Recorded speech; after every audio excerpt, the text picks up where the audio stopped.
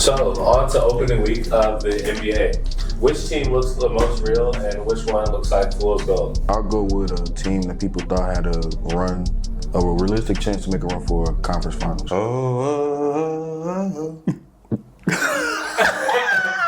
I know what you say. Come on, let's hear it. Who? Orlando Magic. Nah. Orlando Magic. Orlando Magic. Same division, different team. Miami Heat. Oh. Hey, bro. Hey, you know what has expectations for the ball.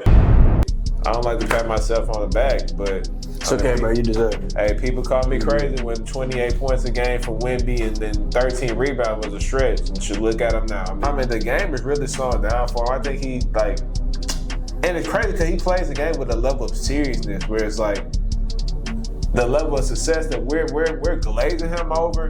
He's like, that's not good enough for me. I'm like, the heck? Like, what's wrong with you? Like, hey, I dropped 40, 15, and 9 blocks, man. I'm turned. You can't tell me. You can't tell me nothing. Hey, you can't tell me nothing. Hey.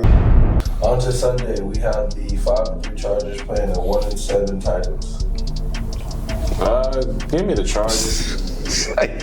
I mean, at this point, shoot, I wouldn't be shocked by him choosing his routes, but I don't know, you should choose him though. I mean, bro, they literally beat the Giants, beat them. Accept it. You gonna get that shit on me? Hey. Yes. Varsity Court coming soon. Hey. Woo.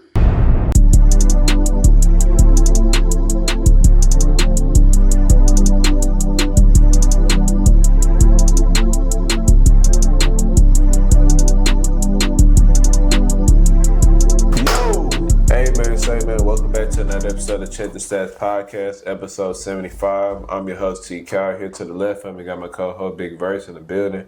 Here to the right, we got Sandman, fresh from ATL in the cut. Behind the camera, we got the one and only Big Jess, man, the ultimate hostess. Man, we got a lot to talk about, man. Texas picking up a humongous dub. Also, my boy Sandman with the Chargers. I mean, we can't forget about his Thunder getting the dub tonight. Man, it's a good day to be a CDS team fan. Hopefully I can hit on the parlay at 10 o'clock. But that's a story for another day. Big Jess, without further ado, man, let's get the pod going.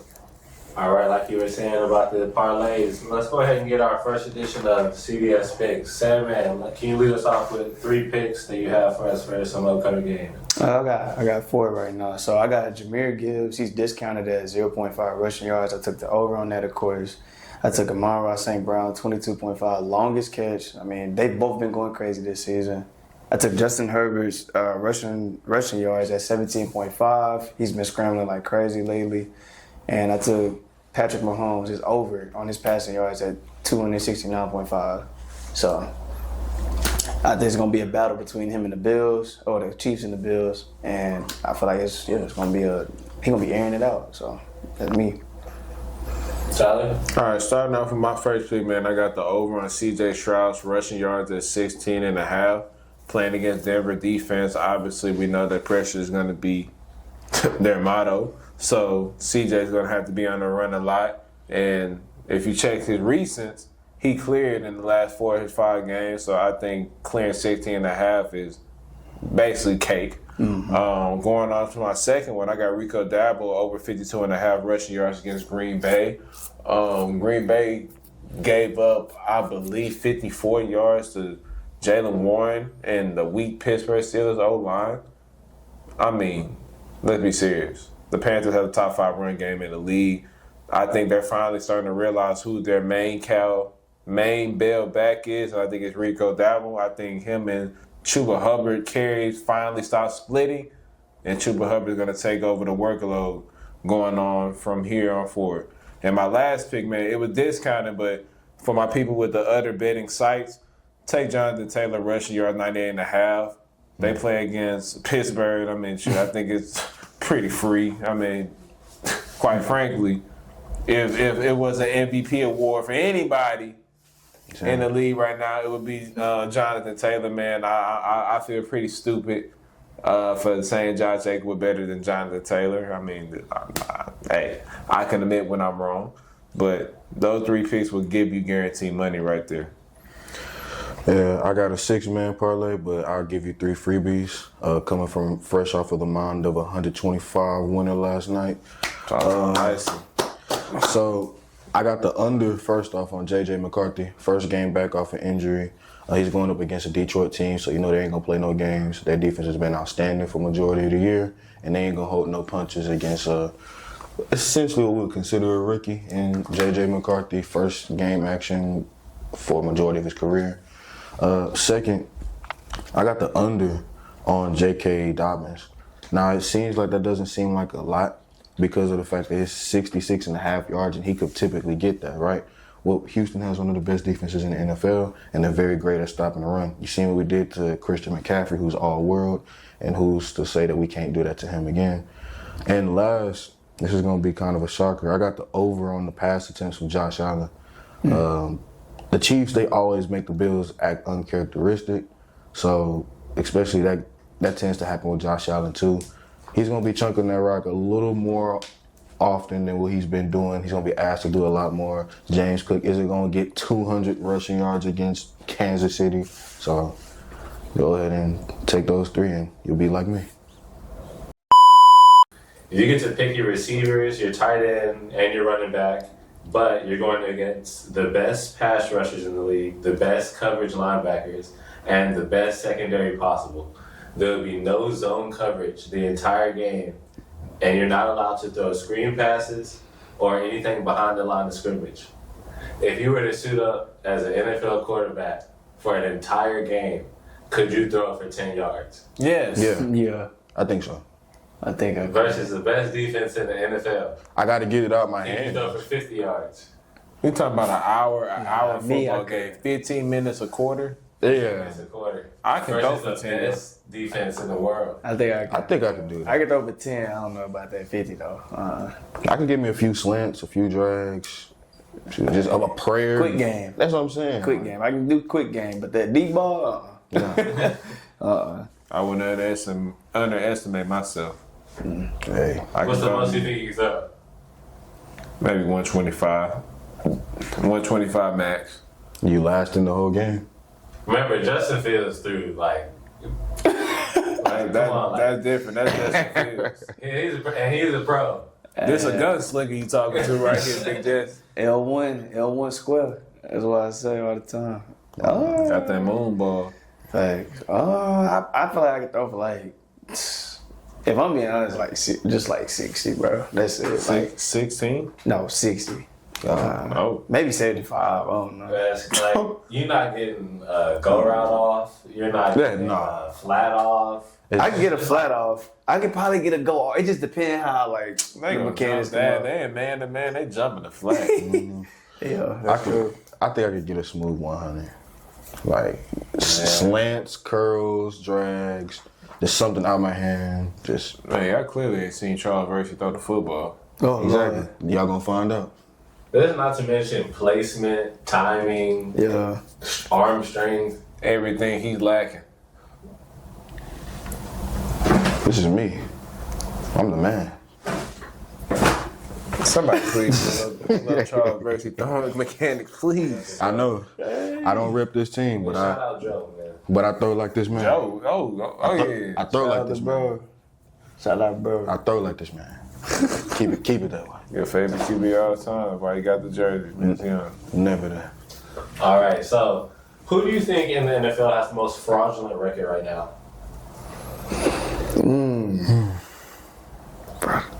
Oh, That's a good question. most fraudulent. Indiana is 5-1. Tampa Bay is 5-1. Pittsburgh is 4-1. Green Bay is 3-1. Chargers are 4-2.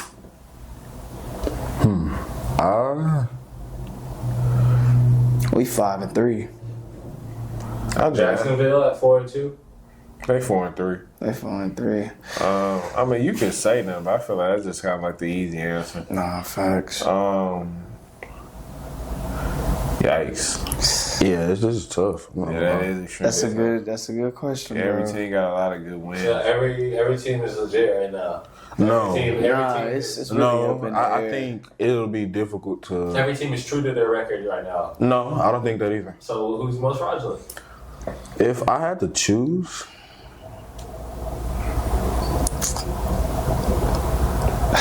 Would I be wrong to say? Is it wrong to say Pittsburgh? no. That's It's actually really that's not. actually what I'm thinking. They only wins came up against the Jets, who just got the first dub of the season. The Patriots, they liable to give up a game or two. The Vikings, who God knows what they got at quarterback at this point, and the Browns. They found a way to lose to the Bengals. They just blew a game against the Packers when they had a near double-digit lead. Mm-hmm. And then they lost as well to the Seahawks. I don't think it's out of the realm of possibility that they might not win that division. I mean, you can go with the Bills, too, if you want to be honest. I mean, shoot. Yeah. They have, every win that they have this season have been a team under 500 for the exception of the Carolina Panthers, which literally just tied at 500. Yeah. So, I mean, you can kind of look at Buffalo and be like, well, we thought your wins were good at first until we ended up seeing how they maturated throughout the season. They're not really good teams. So, I can go Buffalo. Hopefully, Kansas City will be the ultimate test to see how good Buffalo really is. Could we say?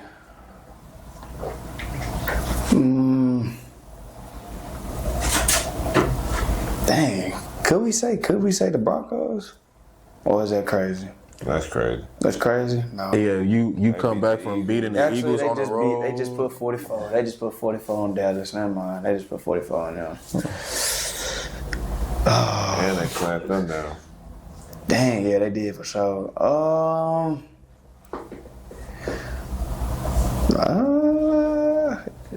Honestly, I'm trying to go a different route. Yeah. I really am. And I don't think like the Steelers they're 4-3. Like that's not really that's a decent record. I mean, nah.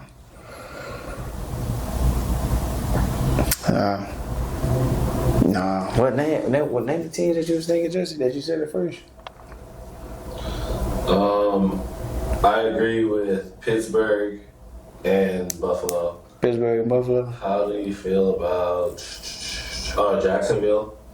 Jacksonville ain't really. See, they 4-3. It's hard. It's hard to knock them off after they were one of the only teams Kansas to City. beat Kansas City. Yeah. As much as I want to hate, I can't deny that. I mean, you can say the Bears, too. I was thinking that too, but I Bears are don't. also 4-3. Yeah, I don't believe in the Bears in general. I'll just go with the Steelers, honestly. I think that's a fraudulent record. I think so. I'll say the Steelers for sure. Yeah. Yeah. And the Bears only beat the Cowboys, the Raiders, the Commanders, and the Saints. And shoot, all those teams are pretty bad. So Yeah. Mm-hmm. But I knew this. This is what I predicted from Chicago. You can never trust me. Mm-hmm. Let me see. Caleb throwing for 4 bands. nah. See, the Steelers have lost, bro. They've only beat. Let me see. They beat the Browns. They beat the Steelers. Oh, they beat the Patriots. That is a decent team. Beat the Jets. Yeah, but every Beat the other Panthers. team they beat, they lost to. Yeah. They lost to the Bengals. They lost to the Packers. Every team they played, they lost to. My fault. Yeah. So. So the next question is, who's your MVP candidate halfway through the season? Jonathan Taylor. Jonathan I Taylor. think it's a question. 14 touchdowns. How many games in a row with 3? Sheesh. He been killing. Nah, yeah, Jonathan Taylor has been that old. I mean, it's not even the old line. Like we know who Jonathan Taylor is, but that old line just absolutely shows how good he really is when he has like just like the gaps and everything at a time to He get has through it. 3 games with 3 touchdowns. In Last a row. week he ran for 2. Nah, not in a row. Wow. He had 3 against Tennessee. He had 3 against the Chargers. He had 3 against the Raiders. Yeah. He nice, bro. Yeah, I knew he was tough. tough. I didn't think he was this though. I mean, Dang, but even still, he scored 3 touchdowns, 1 in the air last week. That's what I'm saying. 3 in a row. he Nah, balling, bro. He scored. Not rushing. Total. Do y'all have another answer for Another answer? Yeah. The MVP. I mean, you could probably look at Mahomes, obviously. I mean, even with the bad performance, he's like, I don't like it either, but like, what is it, 15 touchdowns, only 4 picks? Nah, them 2 picks kind of put him in the backseat. But Baker lost his game though. Yeah. But still, Who's his only competition out of the quarterback room? I'll say Drake May. Drake May? If I had to go either, I'll go Drake May. I mean, 6-2, very impressive. New England team so far. They beat Buffalo. Obviously, they take care of the business with the trash team. Yeah. But shoot, you got to win the games. And unfortunately, them top tier teams lost to some bottom feeders. Like Kansas City lost to Jacksonville. Yeah. And shoot, we don't think so highly of them. So it's like we can't fault Drake May for taking care of business against the bad teams. And also, he putting up the stats and the highlight plays that will give him the cliche to have MVP hype. So I would say Drake May if it's not Jonathan Taylor. I would love to see how long Jonathan Taylor could keep this up. Because I really do want to see us stray away from the QB bias. As long as that O-line is healthy and blocking like that, he ain't going nowhere. Shout out Matt Stafford though. Yeah. He is That's hooping. my answer. He is hooping. I gotta go Matt Stafford. He's been playing MVP ball lately. Been throwing we knew Matt Stafford was like that. We already knew that. But he's still displaying it at this day and age, man. Like Matthew Stafford is 101. Oh yeah. I ain't gonna say that. That'd be a little controversial. Who? I ain't gonna say that. Is there a rookie who's been standing out to you? Who's going to be promising in your opinion? That's easy. They're gonna be who? Promising in the future. I'm sticking with my guns and Jahdae Barron. He been looking great. I'll say Rondé Gasson, man. I mean, rookie of the month twice, and the way he been balling, the way he just cooked up with the Vikings, and he cooked on the coast too. So yeah, ever since we done threw him in at TE1, the Chargers, he been cooking. He started off in Miami, and then it's been so good ever since. So Then obviously we probably gonna look at people like Ibuka, yeah, Ibuka too. Can't forget about him. Tyler Warren. Like Yeah, it's a nice list of people. Should the league view the Texans as a playoff threat? No, not yet. I feel like we gotta put a little more on film. I mean, we'll get into it, but not yet. Yeah, we're gonna get into it. I will probably answer that question a little bit later. I wouldn't say just yet. Not just yet, no. Do you think? So, who has had the most impressive win so far this season? Is it the Broncos? Yeah, I mean, if you had to give one, I guess it'd be the Broncos versus the Would it be the Eagles. Either in pick and choose, either the Eagles from down 2 touchdowns in the fourth on the road, or dropping 33 and a quarter against the Giants. Yeah, it's either a picky poison, but it'll be the Broncos in some form. The most impressive win this year is what you said. Yeah. It's the Broncos. It's really 33 and a quarter, or coming back down 2 tugs against the defending champs.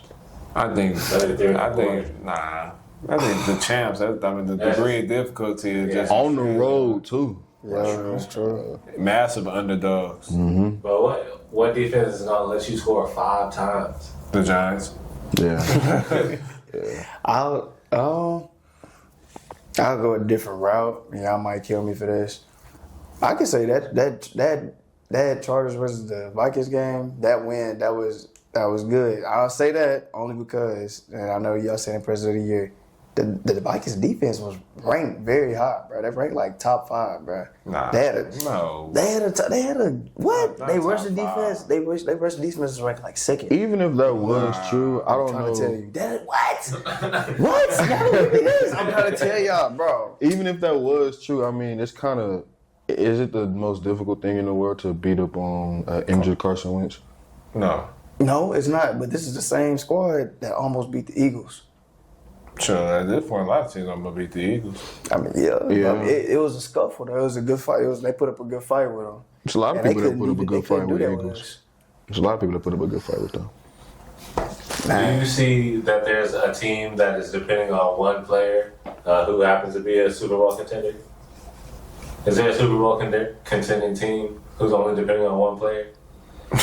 I think the easy answer would be Patrick Mahomes, but I'm not gonna give you that answer because no. That is a good answer. A good question. I'm gonna go with a curveball. Saquon Barkley. When he's on, they're unbeatable, but when he's not, they're vulnerable. I mean, they've showcased it time and time again, and you've seen what they look like in his first actually great game. If they could get anything close, let's say half of what he did last year, they could bring that out, they might repeat. But if they don't, then who knows what they're gonna do this year. It's sad that Jalen Hurts isn't the quarterback to bring them to the promised land in Philly, but I mean, I think he does his job and he's good enough. But I'm gonna let you guys answer. I think so too. I just think, I mean, if But I like that answer though. I like that answer. yeah, I don't like the consistency of Hurts. Obviously, it's not eye popping or aesthetically pleasing for football fans of the 21st century that enjoys air raid offenses and the pretty numbers. But at the end of the day, I mean, he's not good on just a week in, week out basis. If you running quarterbacks and you like quarterbacks that you don't care how he gets the job done, he gets the dub at the end of the day, then Jalen Hurts is your guy. But I mean, I can't give him too much credit for pushing the bus of a super team. He plays a big part. I'm not gonna sit there and say he doesn't. Yeah. But how many quarterbacks could you put in that Philadelphia Eagles system and they won't thrive, if not look even better with them? And that's my only argument with Philly fans that want to kill us on the internet because we got a different take on why Jalen Hurts isn't better than Sam Darnold or these other quarterbacks. I think you got to look at it from a different lens. We're not saying Jalen Hurts is a bad quarterback, but we're saying that there's a lot of other quarterbacks that if they had the situation, they would look similar to Jalen Hurts, if not better than Jalen Hurts in that situation. Do you think he's they so sensitive. Jason Tatum of the NFL? Yes, 100%. Not even close. but keep in mind when fully healthy, both of those players are top 10 at the position. Who Hurts? Yes. And that's debatable. That's debatable for Tatum too, but when the rubber needs to meet the road, at least one of them gets the job done on the regular. Who would you say? What? A team that's relying on the player to carry them to the Super Bowl.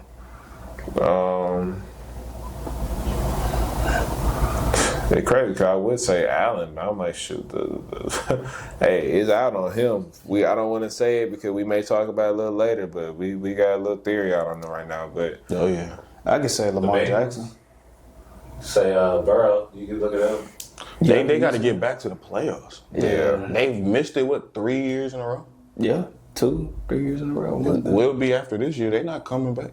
I'll say Lamar Jackson, man. I feel like the Ravens are really relying on him to take him to the promised land, and I feel like he can. It's just that little identity crisis that's going on. I mean, they got to pick and choose whether they want to be good on offense or defense. You know what I mean? They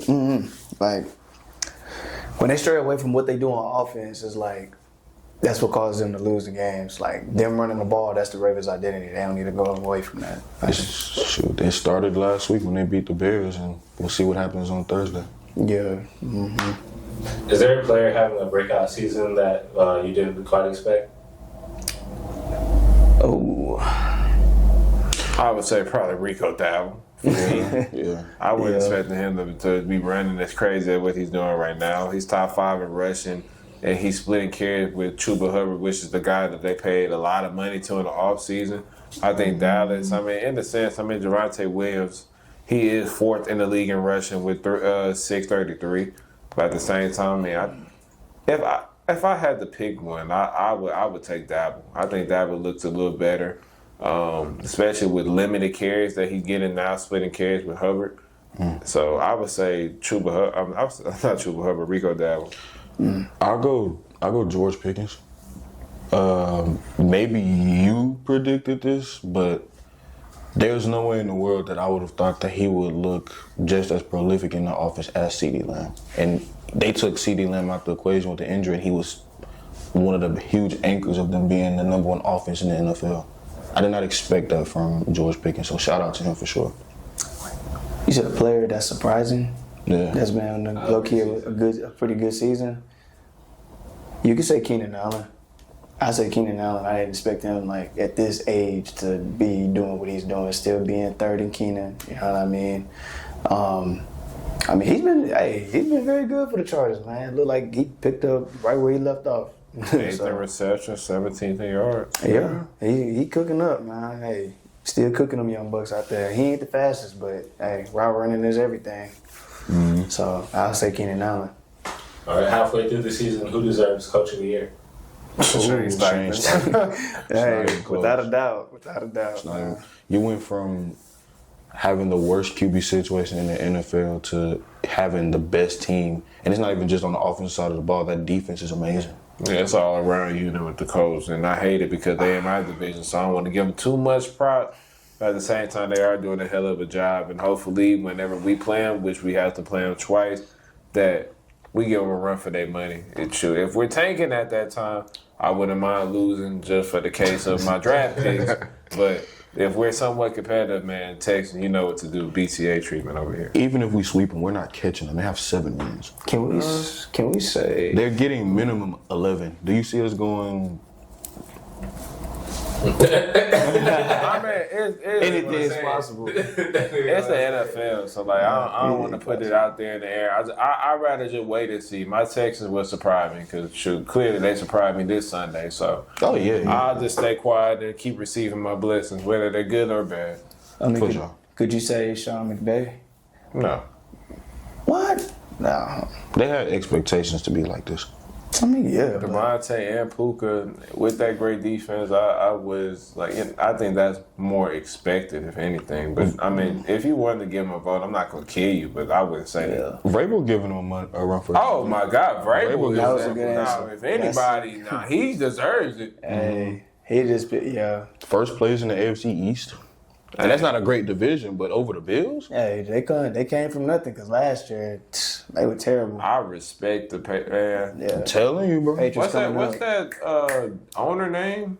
Robert Kraft. Robert Kraft got some big kahunas. Because not only did he hire Gerard Mayer, which was New England Patriot star linebacker for years on years, he fired him after the first year because he knew the guy he wanted. And I called that from the jump. Like, even before they hired, I said, they need to go get Mike Vrabel. Vrabel. There's no reason why they even fired him in Tennessee. So that just goes to show that if you have the right guy behind the helms and an organization that is fully invested into him, shoot, you're going to have a winning program. Positive thing will happen. Look at what he did in Tennessee, AFC championships, and they was competitive year in, year out. So it was crazy that Tennessee let them go and shoot. Unfortunately, they're reaping what they sowed. Hey, I ain't mad at it. They in the grass getting big. They said, shoot, hey, I ain't mad at it. You taking people from the mango coaching tree, shoot, hey. So, who has the best offense and who has the best defense in football right now? Best offense is Colts. Best off, yeah. That's Most defense, I would say Texans, but if you want to, I mean, a lot of people like Denver, so I would say Denver defense, but I like the Texans. I would like Texan defense as well. Cleveland got a great defense, but they on the field so much it don't even matter. Their stats gonna get inflated. Yeah, because their offense can't score worth a lick. So your answers are either of them sustainable? The Texans and the Broncos. Who has the best offense? Who has the best defense? And is it sustainable? I think they kind of mirror each other, honestly. Both teams have questions on the offensive side of the ball. Very different types of questions, but it ain't like their offenses are world beaters, just like ours. Running games are very suspect. Offensive weaponry isn't necessarily the greatest. Questions surrounding the quarterback. Is CJ going to be able to survive? Is Bo Nix the guy of the future? But the defense has been able to hold their end of the bargain on both sides. Do you think the Colts can keep up this offense? Yes. 100%. With Yeah. that O-line, I promise you, O-line, man. the trenches is everything. If you haven't learned that lesson yet, man, Jalen Hurts is a living testimony to if your O-line can survive 17 weeks through an NFL season, we will be sitting pretty. Not just him. Look at Josh Allen. He got a great O-line for years. Yeah. But shit, we talking about like Hurts. Like Hurts O-line is the best. Yeah. Yeah. So, on to opening week of the NBA. Which team looks the most real and which one looks like fool's gold? Fool's gold, man. Charles, I don't want to say your team, man. It's looking rough down there in Dallas. I think fool's gold is looking like the Dallas Mavericks right now because Anthony Davis, he got it ready. That ain't even a Dallas shirt. Flashbang. No. I mean, to say that they had high expectations of being like championship or bust, especially with Kyrie potentially being able to come back throughout the season, they don't look good whatsoever. That Cooper Flag at point guard experiment needs to end immediately. You got, what's his name? What's that dude named? Nemhard. You got Nemhard's brother. On top of that, you have D'Lo, and I know D'Lo, you know, Lakers fans have PTSD from hearing that name alone. But let him develop properly. Like, I know that y'all want him to become some type of, like, I guess, secondary ball handler for whenever Kyrie comes back, but he's not ready for that. Let him grow into that. Let him just become a good, like, let him find his niche. Point guard ain't his niche. It don't look good. Him and P.J. Washington out there look worse than Amen Thompson and KD running 1 and 2. So I would say that the Mavericks, by far, probably they look. What was the question? Flawed or what was it? Fool's gold, 100%. Because they had high expectations coming into it, especially with they got the 3 bigs with Gafford, Lively, and AD. Man, Lively ain't looked the same since Luka left. Like, Lively looks like straight trash. And quite frankly, shoot, if the Lakers were smart, hey, I can trade pennies on the dollar to get Lively, I would do it. Because quite frankly, shoot, I thought I was kind of high on him going into last year because I thought he was going to develop a jump shot and all that things. He no bag. He has no Duffy. So I would say to say that it'll be him. Biggest shocker though for me would be San Antonio. San Antonio 4-0, taking care of business. Wemby looking like the MVP candidate. Like I said, I mean, I don't like to pat myself on the back, but it's okay, bro. You deserve it. Hey, people call me crazy when 28 points a game for Wemby and then 13 rebounds was a stretch. And should look at him now. I mean, pulling logo threes and Sham Garnett. I mean, what was he? Sham Garnett. Man, Jamal Crawford. Jamal Crawford and people out there. That's crazy. Like hitting 360 spin layups or whatever. Reverse windmill. Like, I mean, the game is really slowing down for him. I think he like, and it's crazy because he plays the game with a level of seriousness where it's like the level of success that we're glazing him over. He's like, that's like, you know, that's not good enough for me. I'm like, the heck? Like, what's wrong with you? Like, hey, I dropped, 40, 15, and 9 blocks, man. I'm turned. You can't tell me. You can't tell me nothing. Hey, you can't tell me nothing. Hey. I mean, shoot, the developments of obviously Castle. I mean, Castle is leading the league in turnover right now. Hopefully he can tune that down just a little bit. But Dylan Harper looking like the truth. The pieces around him are looking very well together with Vassell and Keldon Johnson and they have pieces. They can contend this year. Like if Wemby continues to play at this level, man, the Spurs has no limit that they cannot reach. And it sucks to say because obviously I'm a Rockets fan. We're in the same division. I'm not hoping that whatsoever. But at the same time, as a basketball fan, you can only imagine what Wemby true potential could be, especially the way he's playing this year. I won't spend a lot of time on this team. You could obviously go with the Mavericks, but I'll go with a team that people thought had a realistic chance to make a run for conference finals. I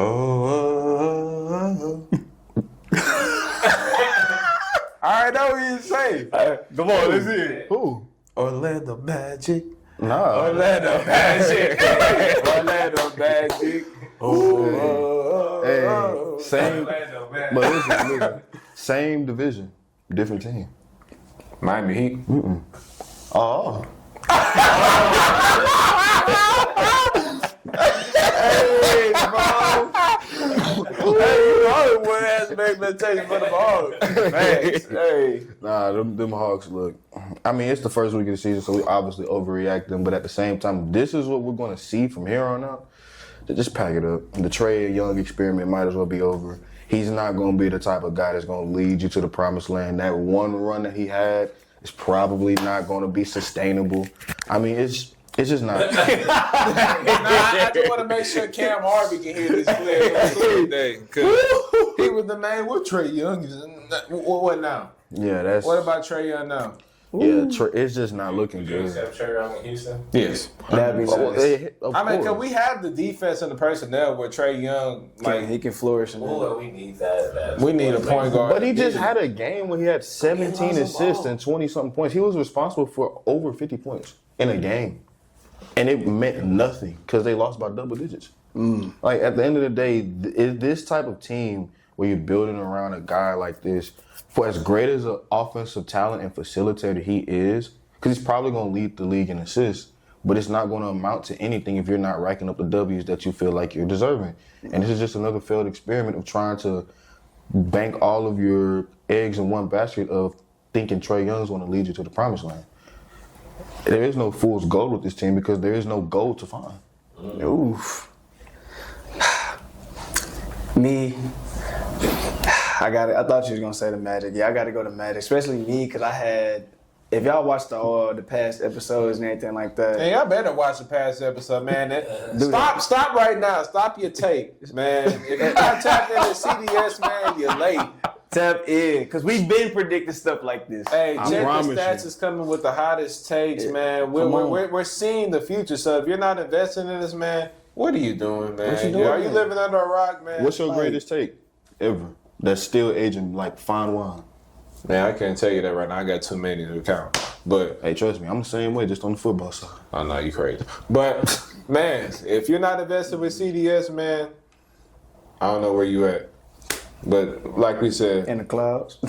I'll say the Orlando Magic has been that's fool's gold. I ain't gonna lie. Like I advocated for them so much, bro. Like y'all know how turned out was when they had. What was that? 2 seasons ago when they started to look like a really good team and everything like that. Paulo Banchero was doing his thing, but right now it just doesn't look like it's clicking, especially for him. Paulo, what's going on, man? I mean, the whole team is just like, what's up, man? I don't know if it's coaching or I don't know what the deal is, but yeah, the Magic, they look like fool's gold. I reached in the pot, fell in it. It's it's false. But if we were to say, you said a team that's competitive right now? Who's real deal right now? I ain't gonna lie, I like how the 76ers look. Come on, man. I like how the 76ers man. look. Hey, they done came a long way from where they were last year.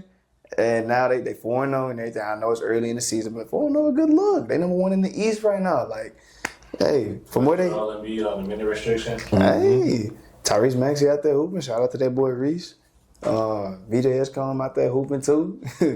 Hey, they look good, bro. Finally, after it's been kind of an identity crisis with them too, in a sense, kind of like. Yeah. Because they always had like the big names and everything like that, but they never could like put it together. But yeah, I gotta go Philly, man. They look pretty dang good, bro. I ain't gonna lie. It's kind of easy to go with the team that's undefeated, but they honestly kind of deserve it. Because VJ's looking great. Maxey's obviously looking great. Shoot, I even seen some great flashes from Kelly Oubre. So, I mean, that's a blessing in disguise in itself. It just makes me look at the 76ers like, shoot, this is the Eastern Conference we're talking about. Just south of 40 wins in this conference can get you, a play-in 8 seed? Like, this isn't necessarily the greatest talent in the world, but you're off to a great start already. It looks like they have an opportunity to have a somewhat succession plan for getting rid of, say, Paul George, Joel Embiid, or just at least utilize them to the fullest of their contract and then shipping them off somewhere. or having their contracts expire and finding some pieces to build, which they already have done. So this is probably best case scenario for a team that walked into a season with little to no hope. I also like how Quentin Grimes is looking, man. I can't forget about him. Shout out to bro. He been hooping, bro. Like, shout out to him. Yeah. Do you think it's possible for anyone except Wembanyama to win Defensive Player of the Year? No, nobody winning. No, he 9 blocks in the game. Absolutely not. Bro, he literally sitting there. He like, throw it up. Give me that. 20 blocks in 3 games is crazy. He changes the way that you play basketball. I mean, he make you scared to go to the ring. No player in NBA history has that level of effect on defense. He may be, by the time he's done with his career, he's going to be the best defensive player that ever touched the court. Unless somebody comes in just as tall, just as even more dominant, which, shoot. Who knows? Yeah, it might actually happen. They're producing a bunch of 7 threes and unicorns 4s. and all of that. I mean, he still be getting dunked on though. No, you I'm playing. territory. I'm playing. That come with the game. That's like being a corner. You gonna get snagged, though. Yeah. Who's your MVP favorite so far? Through, I know, maybe 4 games? Through 4 games. Through 4 games. Obviously, you're gonna throw honestly. Wemby. Wemby? You I can would say Wemby. It was easy. That's an easy one. That's an easy one for sure. Yeah. I don't want to be easy. I want to make it a little hard. Pause. See, you see, I caught it. I caught it. Just in time. So man, before anybody even try to react, I caught it. Hey. Fair is fair. Hey. Game is game. Give me You know, would you go with your boy Shea? He averaging 40. Yeah. Shay is hooping. I ain't gonna lie, but I'd be a little. That'd be. more. Give me. Nobody. Give me Jokic. Give me Jokic. He been hooping. Jokic been hooping, especially last night. That was a good game. He be hooping, bro. It's kind of hard to go against anybody other than Wemby, but I'll go a different route. I'll go Jokic as well. I mean, best player in the NBA still to this day, even with the fact that he didn't win MVP, and even he can attest to that as an OKC fan. Mm-hmm. So it's like, might as well go to his rightful owner, at least for now. Damn, Wemby, I was averaging 33, 13. Oh my God, 6 blocks a game or under a turnover. Oh my God. And he's only 6 in the league in points. I wonder what his usage rate is. It's not going to be high since he's a center, but I don't know what the monks did to him, but hey, thank you. Hey, Thank you. Bro. Just imagine bro, he's averaging 33.3 points a game, and he is tied for 6th in the league. how old is he? He Like should be 20, 21. 21? Pack it up. He young, bro. Yeah, he's 21. Pack it up. I'm telling you. January 4th, 2004. Pack it up. Dude younger than us and going crazy. He born at 04? God, dog. Yeah. That's crazy. You up now? Yep. We are. You. Nah, he was grandpa. Oh, God. Historian. Hey. The fossil. Bro, this dude he's 235. You know, Wemby? He put on some more weight than him being 7 foot. When you tall, like, weight. If he gets to 250, man, forget about it. Leaving, it's doomed. Nah, that'll drastically change his play style, I think. Nah, 15 extra pounds. He gonna turn into more of an inside threat. See, bro went to God, no. Bro went to I mean, the sure, monks. that's not bad either. Sure, as long as he keeps some of that mobility, for sure. Bro went to the monks. He went to Hakeem. He went to Kevin Garnett. Sure. You know Hakeem get people right too. Oh, Yeah, yeah. Hakeem helping out the ops and not his own folks. I mean, but Sagoon, obviously, we see it. So, like, I'm not gonna sit there and say, like, go get your bread. Like, shoot. Hey, everybody gonna pay up for that Hakeem footwork. But Sengun been in Houston for how many years? He better have had he better have at least been to a few visits of getting that bag work. hey, don't forget about the classic shimmy. Sagoon hit you with that little fake. That little fake and go on that block, man, textbook. He get you every time. His spin move is so fast. Ain't too many people going back to the basket at the 3-point line. Nah, yeah. It's that spin move, bro. That spin move nasty. In his pre-Jokic stage. Shoot, he a teenager. He more mobile than Jokic, though. He can move. Oh yeah. All right, so now I have like a this or that cross sport type of segment. So my first question here is, who's easier to build around, C.J. Stroud or Anthony Edwards? Oh my gosh. I would say C.J. Stroud. Because, I mean, you give C.J. a top-tier O-line. I mean, you give him the weapons. I feel like he can do it all, honestly. I already got an elite defense. So, I mean, you give C.J. Stroud that. I mean, even though he got the weapons, you give him an elite O-line to where he ain't got to be seeing ghosts, bro. I think he could really do something for real. Give me Ant. Yeah, I go in. Basketball is obviously way more easier to dictate the pace of the game, despite you having the personnel around you. But superstars can really take over basketball game for the outside of football because there's so many variables. I mean, you can't play defense as a quarterback. So, I mean. That's true. Even with that being said, I mean, look at how the two teams have built around their stars. Ant has been to the conference finals twice, and he's been in the league not too long. C.J. Stroud has yet to have a decent O-line, and this is his third straight year. Who's more dominant in their peak, Tyreek Hill or Klay Thompson? Tyreek Hill. Tyreek Hill for sure. Klay Thompson has never been regarded as the best two. You think he was better than Harden? No. No. Never at a point in his career ever. Okay. I rest my case. What's harder, winning an NBA Finals or making a Super Bowl run? Man, Super man, Bowl, Super man, Bowl Super run. Bowl. Super Bowl. Super Bowl ring. Yeah. Football, man, it's about nutrition. You make it through 17 weeks plus Healthy? extra 2. You gotta beat this. Or maybe 3, because shoot, you may not have to buy. You may have to play first, second, and third round. If you can make it 20 including your total bye, games? Wow. yeah. If your whole line can stay healthy, dog, you good. You play the game of football, you gonna get hurt. Like, that's just what comes with it. Name of the game, man. What would shock you more? The Chiefs missing the playoffs or the Nuggets losing in the first round? Chiefs in the Chiefs in the playoffs. playoffs. Nuggets losing the first round, we've honestly seen that before. Didn't they have that happen to them by the Warriors? Yeah, that was like years ago. That was like, Yeah. I think Murray was hurt or something. Even with that being said, I mean, if Mahomes, who's been to 4 straight Super Bowls, misses the playoffs, The league gonna shut down.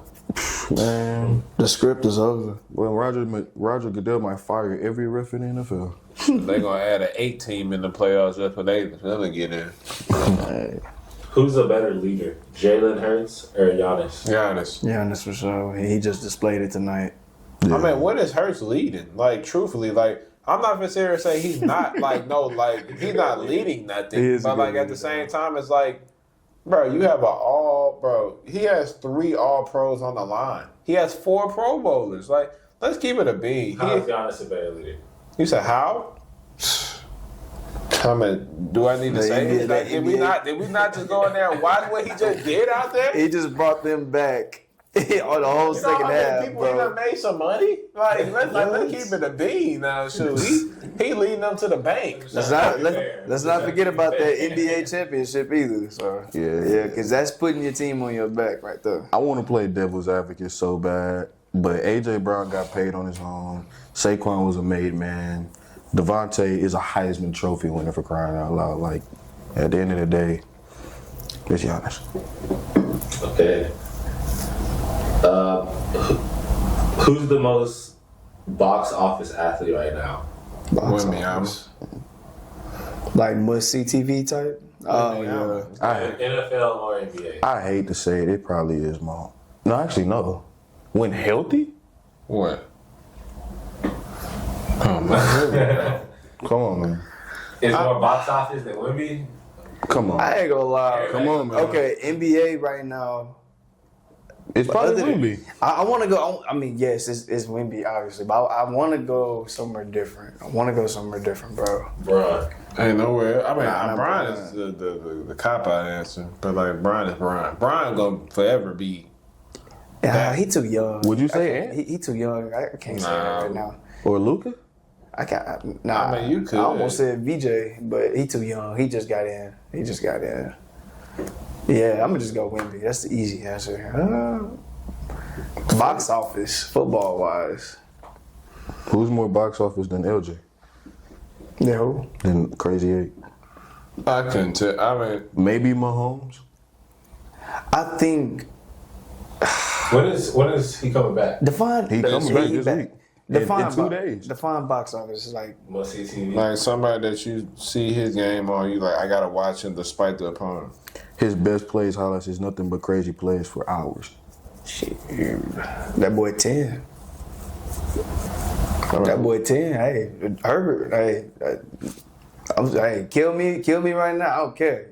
Herbert, bro. No bias. Herbert. I'm so serious. First game of the season, this man Lamar Jackson had a snap go over his head, ran backwards for, not go over his head. He ended up having pressure in his face and ran backwards 20 yards and still ran for 30 yards. First game of the season. Yeah. Do you think he still has a case for MVP? Him? No. It's over. I want him to, but no. So if he goes out and plays flawless, it's still over. Over. Nah. If he, I'll say this: if he leads Baltimore to the playoffs, he'll get some votes. He'll get some votes. He'll get some votes. He won't win it, but he'll at least be in the finals. I mean, don't you have to play a certain amount of games to be eligible for that? I mean, Not in the NFL. And then shoot, you can't that's not no crazy achievement. Him leading Baltimore to no playoffs. I mean, AFC North is up for grabs. This 4-3 is the division leader, and they 3-4. So. But even with that, Baltimore has exposed how trash they are without him. plus keep in mind he only missed a few games. It's not like he missed an entire month's worth of football. I mean, shoot, his last game was against the Chiefs. No, yeah, it was against the Chiefs. And then they played the Texans, then they played the Missed the Rams, Rams. then they have a bye after that as well. Then he just missed Chicago. He only missed 3 games, and that's 14 games worth of football he could realistically play. I think another guy that's must see TV too is Jamar Chase. Most definitely. That's not a bad answer. I love watching bro run routes like that. He's different, bro. He different. Yeah. Shout out Joe Burrow. Him too. Like it's a few guys that you just lost watching the game. Just like it's crazy. Saquon reminded us why he belongs in that conversation. He just got to do it a little bit more consistently. More consistently. That's why I said that boy 10, man. Hey. Jordan Love. Nah. I don't be tired watching it. I be on my phone. He threw a touchdown. Cool. Yeah, Hater. So I want you guys to build a starting 5 based off who you think is the best at each position. Basically make me a first team All-NBA. Give me Luka at my point. 2 guard. I think Ant is the best in the world right now. 3. It's a toughie. I ain't gonna lie, because I don't like. It's hard. It's hard right now. Who's at the 3? Man, I guess. Yeah, man, you would have to go. It's a hard question. Yeah, you would have to go Bron, maybe. I mean, I guess. but I'm not gonna say it's hard. Like, who's at the 3 that's like definitively like better than him? Yeah. Like, even if Tatum is considered a small forward, I'm taking Bron over Tatum. I'm taking Bron over Brown. I'm taking Bron over J-Dub and all them. Like, I don't know why people even bring up J-Dub in these conversations. Like, that's just sickening to me. I seen the rankings. I think they had him listed like near the top 10. They throw him away. Jada. And then it's hard, too, because, like, open. where does Wembyama list? Is he a center or is he a power forward? Yeah. Okay. Either. What is Jokic? I mean, if that's the case, I would put Wembyama at the 4 and then I'll put Jokic at the 5. I wouldn't disagree. I don't have an argument, honestly. I mean, Luka is unstoppable. Only interchangeable person you could realistically think of is Shea, which I'm not going to fight you on, but it's just what you value more well-rounded on both sides of the ball, or offensive mastermind that at his best on defense is mediocre. But you would take points in the NBA. Person that scores the ball most wins the game. 2, obviously, Ant. Nobody's messing with him. Who's his closest competition? D-Book. D-Book, D-Mitch, whoever. Oh, I forgot about D-Mitch. Ooh. I'm still taking Ant, though. The best. 3, when healthy, I would want to go Tatum, but even with that being said, it's like, Bron. Are you going to disrespect Bron like that? Yeah, nah, because like Bron is still at this level, and he's been in the league as long as we've been alive. That's crazy. Hey, question for y'all too is like the 4 position. Like, I'll let Charles go with the 4, but I mean, I forgot about somebody. I guess I would. I don't think Wemby's. It's tough. Yep, that's why It's tough, but I don't think I would consider Wemby a 5. I'm not gonna disrespect Giannis like that. Yeah, that's why that was the one guy I'm just like, dang, I really left out Giannis. Yeah, I'm not gonna disrespect. Is it Giannis? No, he is PF. He's a PF. He's a 4. But give me Giannis though. I mean, give me Wemby. And then at a 5, I would love to project, but do I project Wemby to be a better player overall right now than what Jokic currently is? Give me a start bench cut. Jokic, Wemby, Giannis. and Giannis. I'm starting Jokic. I'm a bench. Oh man, I'm starting Jokic for sure. Start Jokic. I'm gonna honestly cut Wemby, but I'm not projecting. I'm taking him as is. You talking about I'm your a resume, body of work. I'm a bench Wemby, and I'm gonna cut Giannis. If I'm taking them right now as is, no resume, no nothing, just who they've shown me to be. Start Jokic, bench Giannis, cut Wemby. That's just me though, because what Wemby is aspiring to be, Giannis is already proven, and he's still capable of doing. That's why I was kind of like hesitant on it, but you got a point there. Yeah. And that ain't disrespectful. Like Giannis is at worst number 3 in the NBA as a player. Yeah, most definitely. I think you can make an argument to start Wemby if you wanted to. Just off the fact like his defensive presence is like already there. Like he's getting to the spots offensively. Like You gonna alter those other 2 names. exactly. Like even with Jokic's and the Giannis's, like shoot, they have problems when they go. I mean, I'm gonna say Jokic. Like Jokic gives him the business every time. Go check check the stats. Like truthfully, like if you go check the box scores, Jokic and Wemby, they give each other the business. But unfortunately, I'll go Jokic. I'll go Jokic, bench Wemby, cut Giannis. I just think Wemby's upside is just that much higher. Where I'm like, I know what Giannis did for me in the past, but do we see what's like? Giannis, do we see Wemby? It's tough. I see Wemby doing everything that Giannis did, then some. I don't know about that.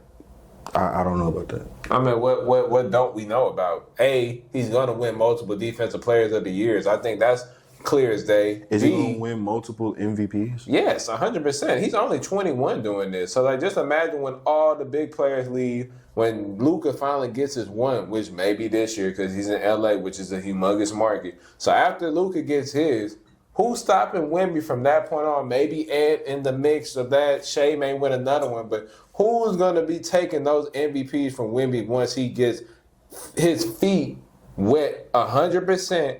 He has his go-to move, and he's averaging at minimum 30 and 15. Because that's happening regardless. What about the guys whose prime has been extended? What about the guys like Shea? Who's stopping him? Who's stopping Giannis? But I'm saying Wemby's name is going to be so much bigger because he's an international superstar. Even though Shea is from Canada, Wemby is a 7'4" alien signed by Nike. He's in the heart of I'm not going to say heart of Texas because it's 3 teams in Texas. But, I mean, Wemby has that national media attention already. All they were waiting for was for him to just bring it a little more. And now it's there. Like, ESPN is going to be in San Antonio for at least half the year. Like, we know majority of the players on the San Antonio Spurs because of Victor Wembanyama. True. He's averaging he's going to average 30.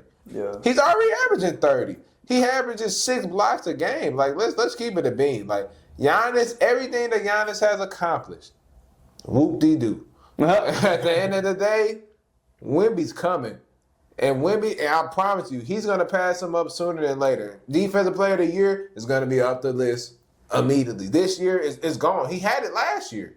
He would have been a 2-time back-to-back Defensive Player of the Year at the age of 22 by the end of this season. MVP still up for debate right now. They're 4-0. Who's to say that the Spurs don't end up being a top 2-3 seed? And if they're a top 2-3 seed, first team All-NBA is on the board for sure. Yeah. Especially now that it's positionless. So why wouldn't Wemby get considerations for that? Jokic and Wemby could be on at the same time, including Giannis. The only thing that I guess I would question is his ability to win a championship. Not to say that he can't, but I mean that's the only measuring stick that it comes down to at the end of the day is the accolades. And the accolades that people care about the most is MVPs, which you have the utmost confidence in, but also championships, rings, finals MVPs. Is San Antonio going to build around Wemby to the same extent that Milwaukee has done to Giannis? 100%, because I feel like, hey, they build already. They're already there in the draft. And on top of that, you have a guy, De'Aaron Fox, who is freshly paid. He just got paid the season before. And he hasn't even played a game, and they're 4-0, and they're looking as good as ever. So just imagine if San Antonio has a brain, if they have a brain, and they say, you know what, why would we add this 27, 28-year-old point guard if we can just go trade him, get some pieces that can fit around Wemby in this timeline, and let's go now with the young pieces. Like, they're already there. Castle looks nice. Vassell, Johnson, you name it. Everybody on that team right now is meshing well with Victor Wembanyama. And Victor Wembanyama is not shying away from the moment. In clutch moments, he's getting the buckets, he's getting the blocks, and he's getting the stops. Is that simple? What else could you want from I don't even know what am I explaining, Charles? Like, I guess I'm just the type of person where I've been burned too many times to make the same mistake again. I don't want to count no chickens before they hatch. So I just want to actually see Wemby. Like, at this point in time, even with as great as he is, he still has to take baby steps. San Antonio was nowhere near the postseason last year, even with him playing at an exceptional level. If he gets to the postseason, that's amazing. I'll take that as a W. You made the prediction of him being first-team All-NBA. I forgot what your prediction was. I just want to see some type of improvement from the team overall. Hell, I don't care if it's an 8th seed. They have to find a way to get it out the mud because the West is not going nowhere. The Rockets are not going nowhere. Thunder not going nowhere. Denver's not going nowhere. The Lakers are still not going nowhere, despite how much turmoil, popularity, and overall buzz they consistently get on a night-in, night-out basis. Like, they have a gauntlet to get through. And even with the individual stuff that Wemby can get at a certain point in time, it's going to get to an area where it's going to come down to the hardware you get, the accolades you get as a team. Are you a floor raiser, or are you just a guy that happens to get his in a bad situation? I mean, sure, you can say that. And obviously, I respect it because obviously we have to see it to believe it. So I'm not going to sit there and, say your take was bad. I think that was a really good take. But at the end of the day, raise your hand if you think Anthony Davis is a pretty good to great defender in the NBA. And what did that young man just do to him? Oh, yeah. Killed him. He gave him the business. He took him to the woodshed, gave him about 15 to 20 pounds of, I can't say it on the air, and took him back around and said, I better not ever see that again. Don't you ever bring that weak stuff in here again. Gave him a nice little 40-piece to go. No fries. There you go. In Dallas. So shoot, just imagine what's in store for the rest of the great defenders in the league. And we thought AD was a hell of a defender. But, hey. A big man that always get Wemby to work? You know. Sagoon. Yep.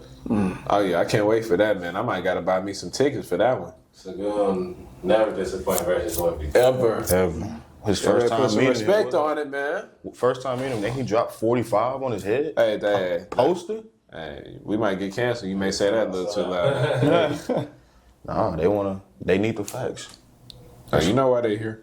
Come on, man. Just as that. All right, what's your boldest take after NBA Week 1?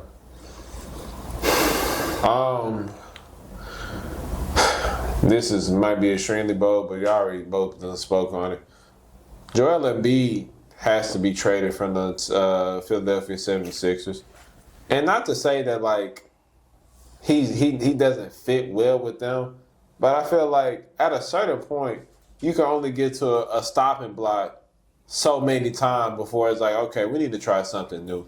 And now that you see that VJ Edgecombe is emerging into a player that you can invest real stock into. Jared McCain, we seen it what he was doing last year, man. I mean, he was cooking. Before he went out, he was 20 plus a game, 6 to 7 assists a game, man. He was doing his thing. Just imagine he's gonna be coming off your bench because he's not starting over Edgecombe and he's not starting over Maxey. Nope. So just imagine your second unit is coming off with Quentin Grimes and Jared McCain. That's crazy. Like, just imagine the pieces that you can get for Joel Embiid, who arguably in the league, he's a top 2 to 3 center right now. He's arguably a top 10 to 15 player in the league right now. And, I mean, I know you would wish you can have his stock a little higher so you can get a little more, but this is the best you're going to get. He's actively recovering, speeding up to regular minutes for his stakes. I think it's no better time than now to trade him, build around that young core, and let Maxey see if he can be the one. Because right now, do I think he's the one? Or can he be a one on a championship contender team? No, I don't. But you're only going to keep going in circles when you keep just investing. Okay, Embiid, like, we know you're the guy. Just take us there. Like, and then when we get to April, when we get to May, he's nowhere to be found. It's either A, he running against a team where he done ran out of gas, or B, he's running into another injury.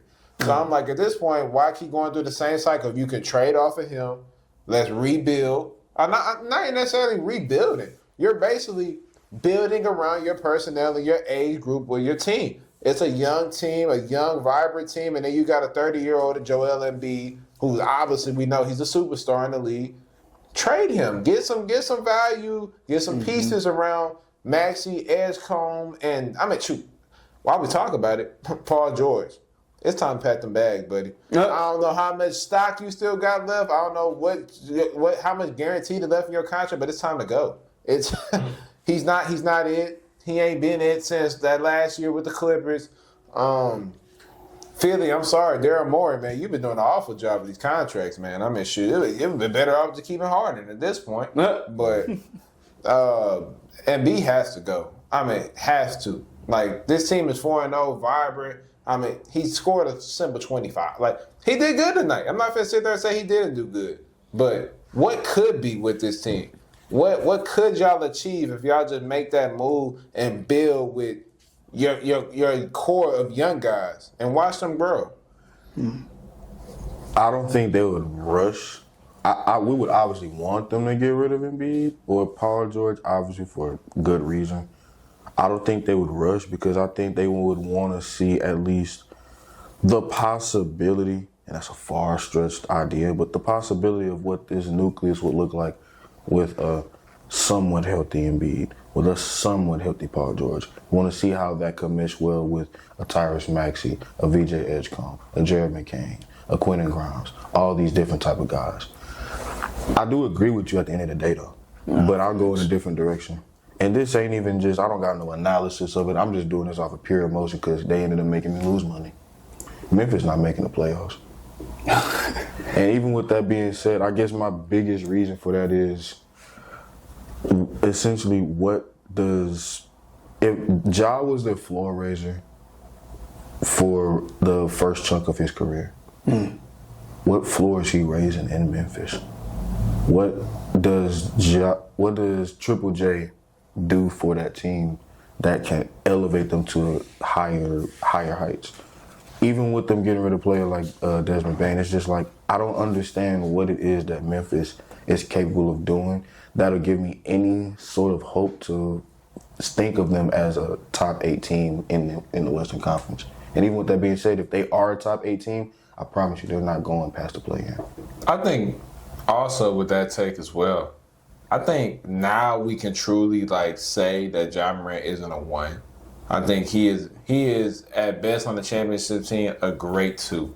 But as far as being the guy that's gonna lead your team to an NBA championship, or your team is gonna be championship contenders, Ja Morant can be that 1 on your team. I'm so sorry, but a non-shooting point guard that's injury prone, we done seen this movie too many times. Ja is spectacular, highlight play galore, but he can never lead your team to the, obviously to the promised land. If he had a guy and don't kill me, Just imagine Joel Embiid and Ja Morant together. Like, That'd be nice. they, I ain't gonna lie. you know, I don't know. I mean, obviously, Jaren Jackson would probably have to go in that equation. But if you're Memphis, I mean, why not? Yeah. Why not? Like, at that point, shoot, I would prefer Embiid to, shoot, at least you lose. Shoot, Ja Morant could be the 2. Yeah. And Embiid could be the 1. I mean, just a hypothetical situation.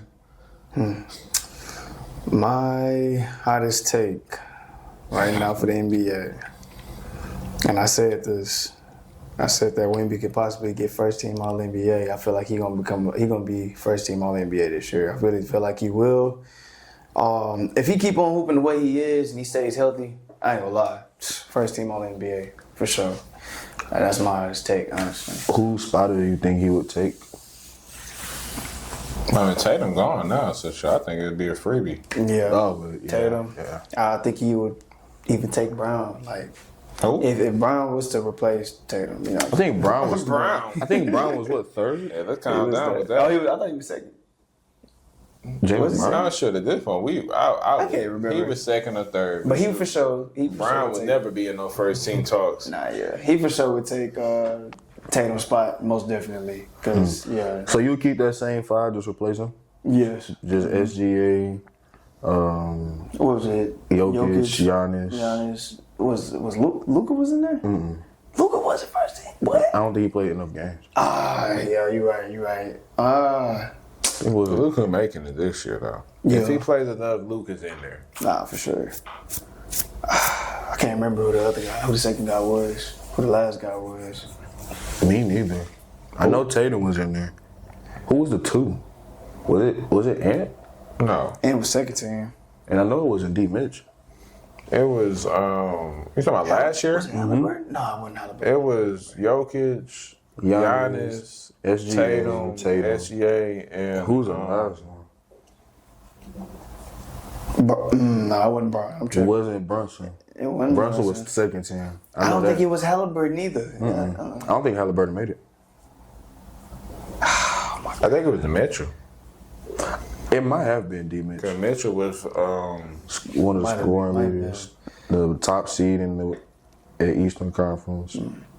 Yeah. Yeah, but that, Probably Mitchell, yeah. probably. I think he'll take his spot too. Mitchell. It was Mitchell. It was It Mitchell. was. Shea, Jokic, Giannis, Tatum, Mitchell. Okay. But yeah, that's my hottest sports take, man. I feel like Wemby will be a first team All NBA player. I feel like he's gonna get him one this year. If he keeps hooping the way he is and he stays healthy, and hey, San Antonio make a deep playoff run because the way they look right now, they got the capability to do it for real. So that's my hottest take. Was the Texans win against the 49ers a fluke or a sign of things to come? You want it first or? The Texan fan in me is, I want to say, a sign of things to come. But, I mean, the realist in me, it feels more like a fluke. I guess let me just break it down. We played our 3 wins that come against the San Francisco 49ers, the Baltimore Ravens, and the Tennessee Titans. Whatever all 3 of those teams had not so great defense and not so great pass rushes. We played against a San Francisco team that lost not only the former defensive player of the year in Nick Bosa, not only the best linebacker in the game by far, and it's not even close in Fred Warner. Mm-hmm. That team was demolished. Like we were down there playing up against second strings, and CJ looked good, and the confidence was looking good, and he was, had a swagger. And quite frankly, I can use a freebie every now and then because watching the Texans, quite frankly, being honest, is demoralizing. It's depressing. It's sad. It's disheartening. Like any words that I can express for sorrow when I watch the Texans on Sunday against a competent defense, I feel them because that wasn't it. San Francisco, man, you gave the dummies or the blind Texan fans false hope, but not me. That line is still not so good, even though they did relatively good in pass protection against their second and third string edge rushers. They were getting hurt by the second. I'm like, God, dog. Now the defense, I mean, obviously we know what to expect. I mean, we have dogs. Like, that's never been a question. We held our own every single game this year. We're still leading the league and allowing the least amount of points per game. So, like, our defense is there. Our defense has been elite despite me saying that their extremely play at the corner position has decreased just a little bit. But, I mean, just the offense. I'm so proud. First off, I mean, I guess it took us having Nico and Kirk out to finally utilize the rookies that we done invested so high of draft picks on. But shout out Jaden Higgins. Shout out Noel. I mean, it's about time we utilize these rookies. And when Nico Collins come back, just leave them right where they are and just add Nico to the equation. There's no reason why Braxton Berrios should be seeing any type of game time whatsoever. The 4 receivers that need to be in rotation are them 3 Iowa State boys and Nico Collins. At this point, trade Christian Kirk. Like, he does nothing for us. He's played in how many games, Charles? 1 game? Mm-hmm. 1 game. And he hasn't played in any other. He's having a nagging hamstring injury. Even when he was out there, he didn't look too good. So, like, at this point, just roll with the lineup that I originally wanted to see in Jaden Higgins, Nico Collins, and Jalen Noel, and let's take it off. Woody Marks, he's once again showing his dynamic pass catching ability, running 50-yard catches out of the backfield, man. I mean, we have the playmakers to be an explosive offense. Now, obviously, the offensive line is a humongous weakness of ours, which it's been for years, but I'm not getting caught up in beating up on a beat-up San Francisco team without a lot of their top guys and saying that we're contenders. Like, that was the first time the Texans won a game where I wasn't just turned or screaming or just popping my talk. Like, it felt good to win, but in a sense, me knowing how we did it, I think the context really mattered. So I think if we can beat Denver, I think that may be, I'll feel a little more differently than what I do now. But as far as I know, I'm not too impressed with us beating on a beat up San Francisco team, even though it was good. Like, we're kind of still in the midst of. I think right now we're at eighth in AFC playoff race, so we're damn near right there. Mm-hmm. But I mean, let's see it against a real test, which we're going to get this weekend to really either bring me all the way up or leave me at the basement. I'm the same way. It is a lot of positives that I've seen. The offense, for as much criticism as we have for Nick Caley, it showcases that he has the ability to move the ball. I guess everything has to be clicking, but I mean, when it's rolling, it's rolling. The ball is going to be going forward. I think all except one possession in the first half we scored, so that's obviously a positive sign. Even in the second half when the offense was stagnant, we showcased the ability to keep the chains moving at times, for sure, which is obviously a plus. Dalton Schultz, Jaden Higgins, Jalen Noel, they had some pretty decent games, some pretty decent showcases.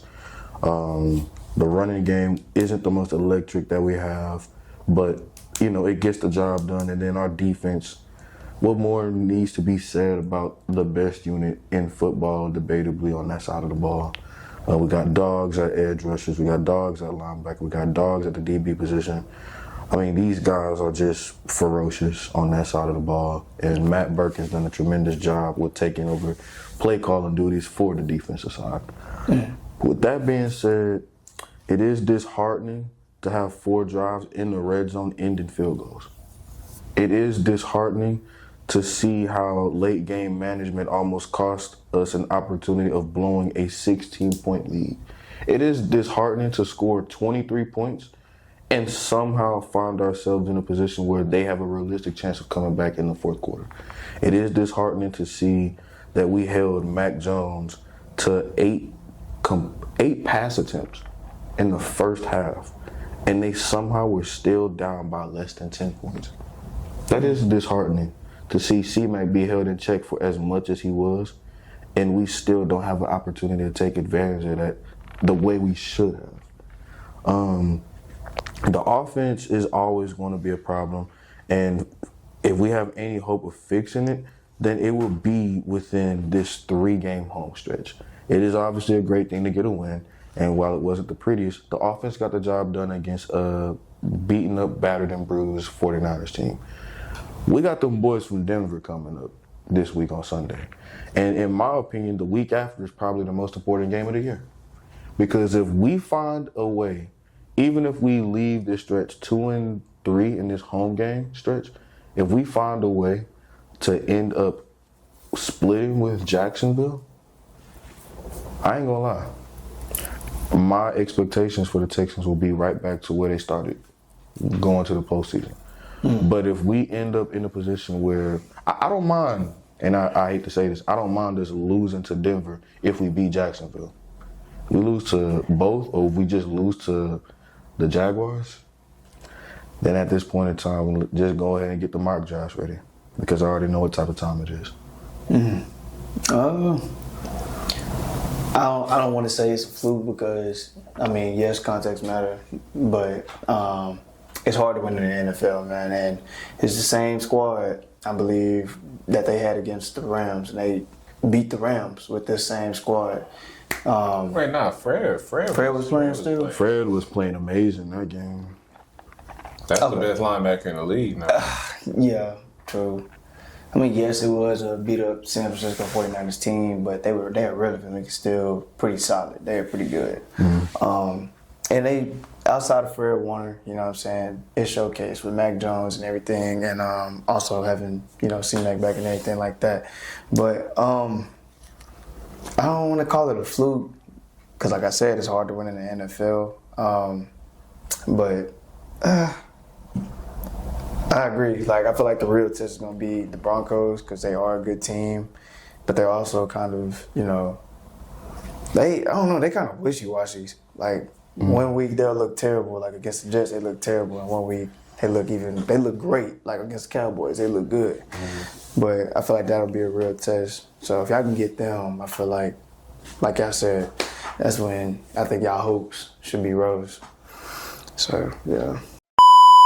T-Cal's top 5 power rankings. Man, you already know what it is, man. The best list in all of sports media, man. If you have not tapped in, man, make sure you tap in. I ain't got too much to say. Starting off at number 5, man, I got the Green Bay Packers. Green Bay, I mean, despite them beating up on Pittsburgh, man, I don't know. It's something about them that I'm just not impressed in, but at the same time, you got to give them enough respect to put them on this list. I mean, to beat the Steelers. Like, Steelers are pretty mid. Let's keep it a beam. Like, that defense with all them high-name, high-paid players are absolute garbage. Jordan Love can sling it all over the yard against any defense, but I'm just not sold. I mean, them splitting carries with Wilson and Jacobs now, like no clear cut like wide receiver one on the receivers. Even I don't know. The Packers I'm not sure of, and that's the reason why they're so low on my list. But moving on to number 4, man, we got the debut of the Denver Broncos, man. Denver at 6-2, man, defeating the Dallas Cowboys, which I picked against, man. I was clearly shocked. Pat Surtain went out in that game, and they still put belt on them. Like, when Surtain was out there, shoot, it was a cheat code, shoot. When he went out, I mean, it still was pretty bad for Dak, him throwing 2 interceptions. That defense is very treacherous. Let's say that. So, Texans, I hope y'all come with that same offensive magic y'all had against San Fran, because we're going to need it. Moving on to number 3. I got the New England Patriots. The New England Patriots have been playing some pretty good ball, even though the strength of schedule hasn't been the greatest. But Drake May has, week in, week out, been showing why he is a MVP candidate. Stephon Diggs is having a resurgence with the Patriots. The defense is vaunted. I mean, you can't run on them at all. Shoot, any bettors out there? I learned my lesson 2 weeks ago. I learned my lesson when Josh Allen and them played the Patriots. Take the under on the running backs that play New England. they will never hit the over. Hey, be a wise man. Don't be a dummy. Going on to my number 2 team, I got the Kansas City Chiefs. I think there's no explanation there. Kansas City, man, just continuously taking care of business despite how it looks. I mean, Rashid Rice is coming into form. It's getting scary. Travis Kelce is somewhat showing a rejuvenation of what we used to love.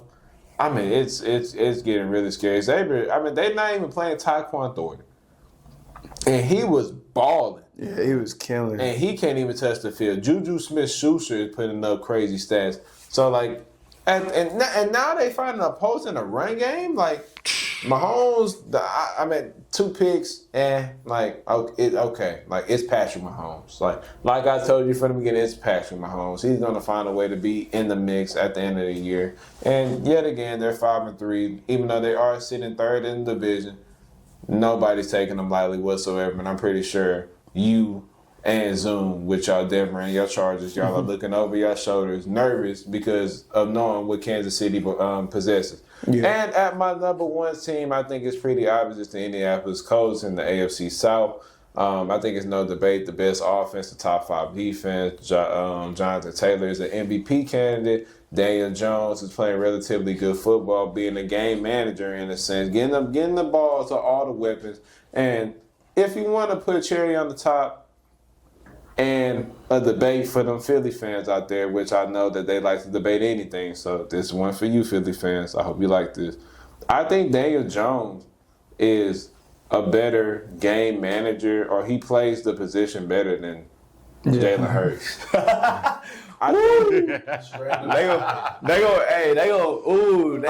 Go in and zoom in. Jalen Hurts hates stand account.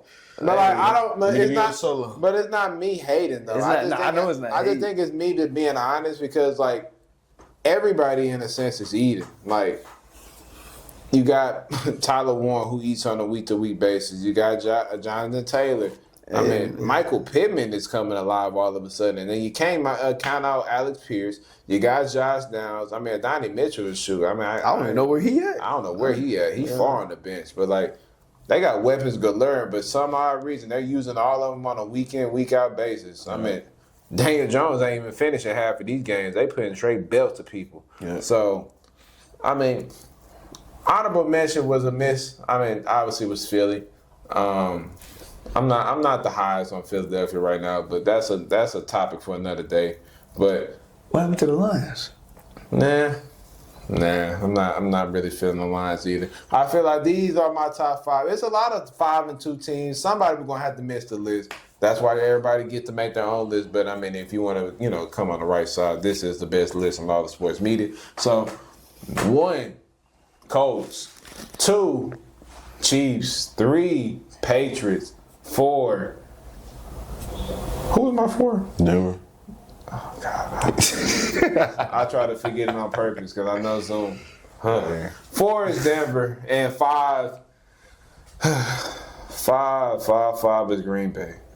Y'all get into it. I know it's an A+ list, but, I'll sit back and hear the greatness. We almost got a perfect list. Almost. Literally all the teams are in the same order. Only thing is I got a top for 5. Last week I said that one team was the best in the NFC, and I'm sticking by those guns. I'm not going to dismiss them because they had a bye week. I'll go with Seattle. I think they are one of the best teams in the NFL on that offensive side of the ball, and the way that they utilize JSN, the way that they get their playmakers involved, like Cooper Kupp, I forgot the tight end's name, but they get him involved. Barner, they get him involved. You're talking about the dude from Miami. Yep. Mm-hmm. The running game, I'm telling you, it's productive when it's going for sure. That defense is electric. The offensive play calling is tremendous. The defensive side of the ball is just chef's kiss. But I got them kind of tied with Green Bay as well. Green Bay, it's crazy. You would never have me thinking that they would be 5-1-1 at this point in the season, but they're still ahead in their division because the head-to-head they got with Detroit. And I'm obviously going to, take a victory lap off of that alone. But even with that being said, Jordan Love has been playing some pretty good ball. We used to look at him as a turnover machine, and now he's looked at as a pretty damn good game manager, possibly a game-changing quarterback. And because of what he's doing without the production that you would normally get from a Josh Jacobs level threat, Tucker Kraft is looking like one of the best tight ends in the NFL, maybe the best at this point in the season, depending on how great he's been playing on the receiving and blocking side of the ball. Let the people decide. Receiving game has been pretty good. 4, Broncos country, let's ride. I mean, Bo Nix, this guy thought that he was the worst quarterback in the NFL. And granted, he did do that against the worst defense in the NFL, but he also did it against the Giants. He also did it when it mattered the most against the Eagles. Like, the Broncos are a for real team. Their offense is starting to find their rhythm. The defense is, they're not going anywhere whatsoever. Benito, people finally realizing who he is. I picked Jahdae Barron to win Defensive Player of the Year. I'm not looking too shabby on that. Not Defensive Player of the Year, but Defensive Rookie of the Year. I'm about to say, Defensive Rookie of the Year. I'm not looking too shabby on that. Riley Moss, Patrick Surtain when he gets healthy, rest up soon. 3, Patriots. They've been looking really, really good. Drake May is a dark horse for MVP for a reason. He's been getting the job done on the offensive side of the ball. He already mentioned how great that defense is. 2, Kansas City. Tyquan Thornton was money prior to the return of Rashee Rice. Longest catch every time. Forget longest catch. I ended up hitting for him a few weeks ago just off of him having 1 catch. His line was at 14.5. He got that on 1 play. But the running game, like I said, I used to disrespect Pacheco all the time with taking the unders on his rushing yards. Can't do that no more because he actually toting the rock like he used to when he won his first ring with Kansas City. Mahomes is back to being himself, the Mahomes that we all know and love. Even with those 2 turnovers, it's not going to make much of a difference because one of them wasn't even his fault, and the other one was just a great play by Marshawn Lattimore. Travis Kelce turning back the clock. Rashee Rice looking like the best offensive threat on the team, which he was prior to his injury and suspension. It's a scary sight for the AFC. And then number 1, the Colts. What more needs to be said? MVP and Jonathan Taylor, great receiving threats. I put money on Daniel Jones, and he came through. That should tell you all that you need to know.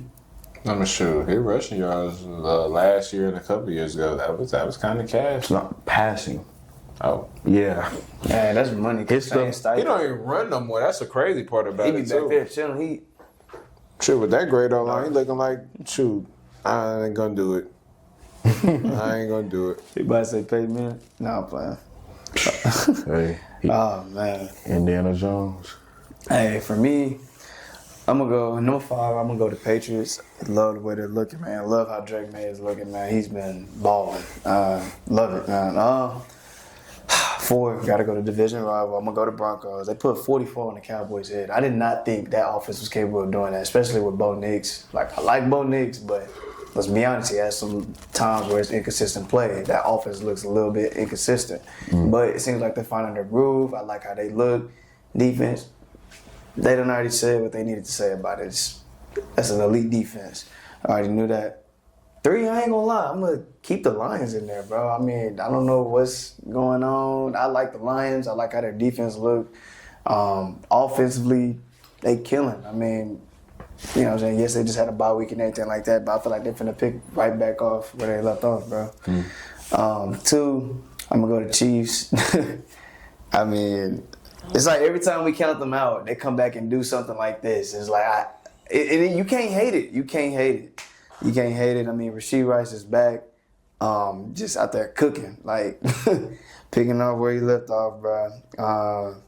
I'm just really surprised about Pacheco because I was watching the game last night. He was toting that mug, and I'm just like, okay. I'm like, all right, he looks good. Just the offense in general just looks good. Defense, stout.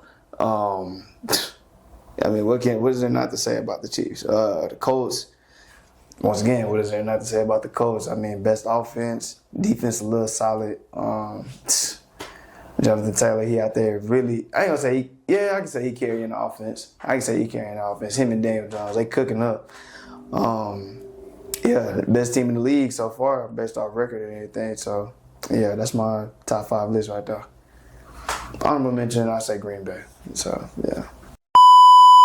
What are the key factors for success for each team when it comes to the game for the Bills versus the Chiefs? Hey, oh my God, I already knew it. Like I knew he was this dude here. What? You know. But for the Bills, they need to get that run game going.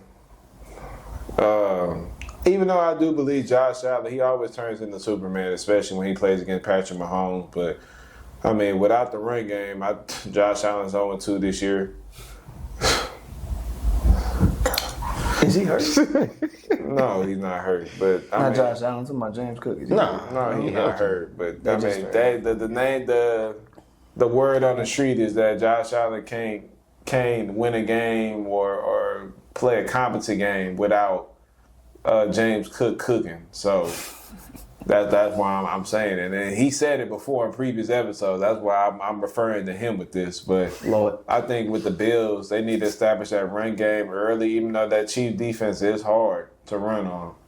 But get them receivers involved early, like Shakir, Dalton Kincaid. Just get your go-to guys going. I mean, I don't know what y'all made. I don't know what y'all takes on Keon Coleman, but it's to the point where it's time to move on. Year 2? It's year 2. It's time to move. I mean, because at the end of the day, it's like you drafted him to be your number 1 receiver. I mean, 6'4", 6'5". I don't know how tall the dude is. He's a physical freak. Yeah, he's 6'4". And to say that he's not out there dominating on a week-in, week-out basis after his strong start to the season is quite honestly disappointing. That offensive line is too good for just not like they're missing that one piece. And I think Keon Coleman can be that piece. But it's to be determined. I think for the Chiefs, turnover-free football. I mean, the defense for the Bills is very suspect. They've had some holes that they had to clean up for sure. They didn't look like that against the Panthers, but that's the Panthers. Like you mentioned earlier, they haven't beaten a team with a winning record outside of Carolina, and Carolina just got to 500. The teams with winning records, they've struggled against the Falcons and the Patriots. They've been able to move the ball against the Bills, not necessarily with relative ease, but with relative success. And I think the Chiefs are very capable of doing so, especially with Rasheed Rice back in action in the full swing of things. For the Bills side of things, they don't have an identity crisis, but they need to play their style of football. He mentioned that Josh Allen doesn't necessarily play well unless the running game is going.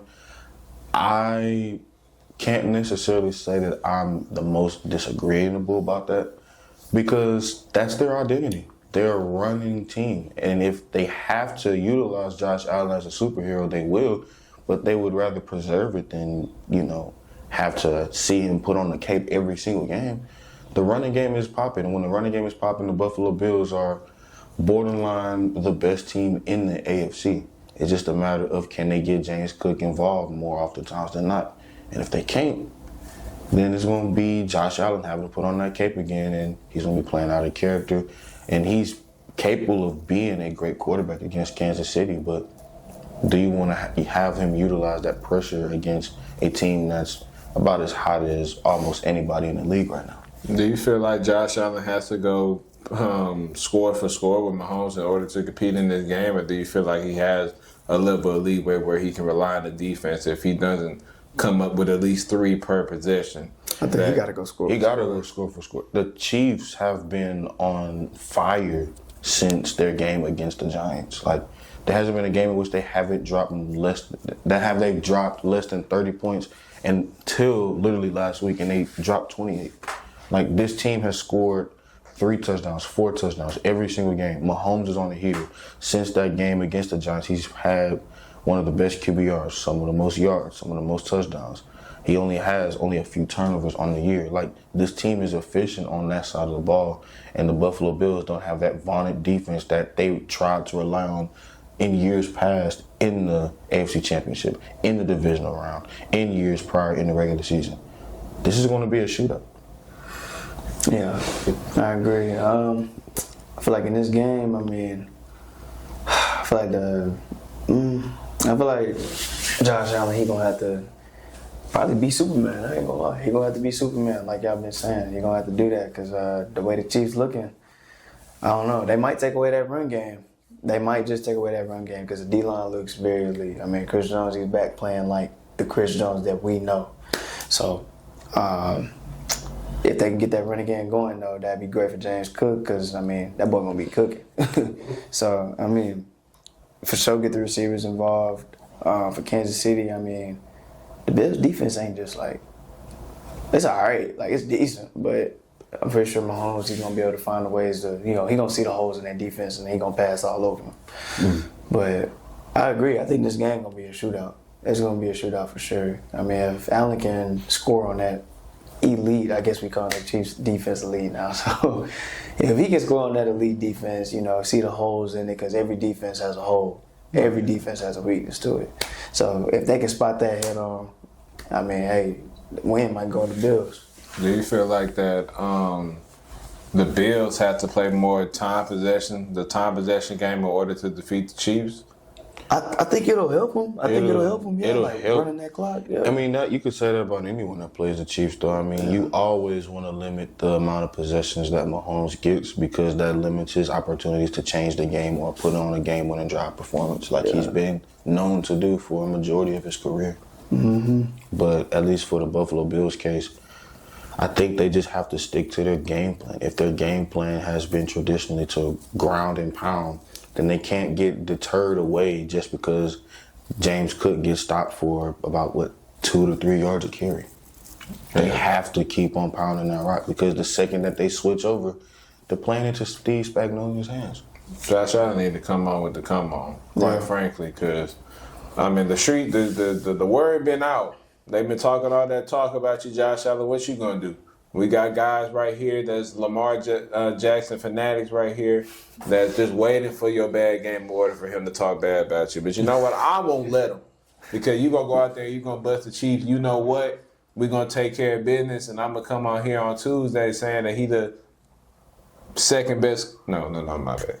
Third best quarterback in the league outside of Burrow and Mahomes. Ain't that right, Big Bird? You know what's crazy? They could beat the Chiefs by 100 points. And you know what I'll say when you get to bumping your gums and talking to me all about that? It won't matter. Because we all know what happens when it does matter. I know. But one more thing. I wanted to bring this up real quick. Big Jess, you can get in on this as well. Man. If I gotta go watch another goddamn Cleveland Brown game and they don't put in Shedeur Sanders, I'm gonna lose my mind. I'm gonna lose it. Please, for the love of God, put in Shedeur Sanders. And even though give him a chance, like what does Dylan Gabriel have to offer to the table? He can complete the ball 5 yards or less. He playing defense better, man. All I'm gonna say is if trading Joe Flacco and watching Dylan Gabriel struggle to this extent ain't perfect timing, then I don't know what is. It's like, what's the point? What's the point of having he's clearly showed on a week in, week out basis that he is not a starting NFL level quarterback. I think he could be a decent backup quarterback, and that's honestly what you looked at him in college. That's all he was. But for y'all trying to elevate a guy with a below average arm, he's accurate. I can give him that. He's a very accurate quarterback in the short to intermediate range. He can't stretch the ball down the field. He doesn't take chances. And when he did, he threw them picks as he did last week. Not to cut you off, but do you know how insane it is? I picked Myles Garrett to win Defensive Player of the Year at the beginning of the season. Through 8 weeks, 7 games, he has 10 sacks. He just finished the game with 5 sacks. And his team almost lost by 20. Do you know how crazy that is to get the quarterback on the ground 5 times? There are players that don't even see 5 sacks in a season. And you telling me that you can't do anything with that generational level of performance? 100%, because he's not the guy. Like, at the end of the day, I'm not even sitting here saying Shedeur Sanders is the guy. I'm saying give Shedeur Sanders a chance to prove that he isn't the guy, because How many times do you got to go out there and see the same product to realize that the ingredients just aren't mixing well together? He is not the guy for y'all. And obviously, they're bad, so they're going to have a top pick. So they're going to, Ty Simpson. Shoot, if Shedeur Sanders doesn't perform, I'm assuming Ty Simpson, you're up next. So be ready for the dumpster fire. Old boy from Indiana looking nice, too. Oh, yeah, he is as well. Oh, you talking about, what's his name? I forgot. I don't know how to pronounce his name. I don't know how to pronounce it either, but He nice. he is. It's like Fernando Mendoza, Yeah, I Fernando think? Mendoza. Yeah, Mendoza. He tough. I ain't gonna Yeah, care. he nice. But just give Shedeur Sanders a chance, man. He cannot be any worse than Dylan Gabriel. He does nothing productive on the NFL field besides play it safe. And quite frankly, you have to take chances in the NFL as a quarterback in order to run the NFL level offense. And he's just not doing it. And for the players, I'm pretty sure they're pretty frustrated. I know if I run a route over 15 yards, I'm not going to realistically get the ball unless I'm getting yak from a 10-yard stop or anything in the intermediate parts of the game. He's not going to get you involved if you're running deep, and if it is, it's not going to be precise or accurate. So give Shedeur Sanders a chance, please, Cleveland. We're begging you. Nah, yeah, for sure give Shedeur a chance. Shedeur, we've seen what he can do. We've seen it at Colorado. He can stretch the ball down the field. He has that big play capability. I feel like he's a better option than Dylan Gabriel for sure. You mix him up with that. And Cleveland, they have some solid receivers, I say that. They got some guys that can get down the field, that got hands, that can catch, got speed, you know what I mean? So, Yeah. and then, and they got Quinshon Judkins, man. He balling, you know what I'm saying? So, get him involved. It's been a very disappointing thing with Dylan Gabriel. Go ahead and throw Shedeur in there, bro. Let him shine. Come on. We waiting on you. We waiting on you. Cleveland, you got nothing to lose. You really don't. You already trash. Go ahead and let Shedeur cook up, bro. See what he can do. Come on. You got two quarterbacks in the same draft for a reason. You got to find out if at least one of those people are the guy. I think we could pencil in that 8 ain't the one. Because Myles Garrett getting 5 sacks. Literally trying literally saving y'all. He's saving y'all. And y'all still can't do anything. Offense still can't do anything substantial, to help. Bro, come on. Get some new rotation going in, bro. Throw that boy Shedeur in and let's get to it. Come on. And if he sucks, he sucks. It is what it is. But they give him the chance to suck at playing the quarterback position for the Cleveland Browns. Kevin Stefanski, please, just give him an opportunity. That's all we asking. Talking about I'm not in control of that.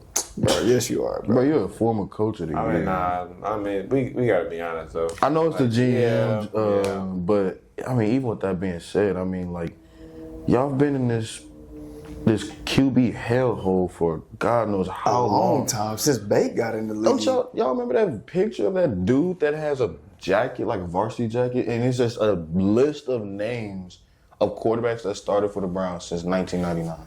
The only productive one they've ever had that played well in a Browns jersey was Baker Mayfield.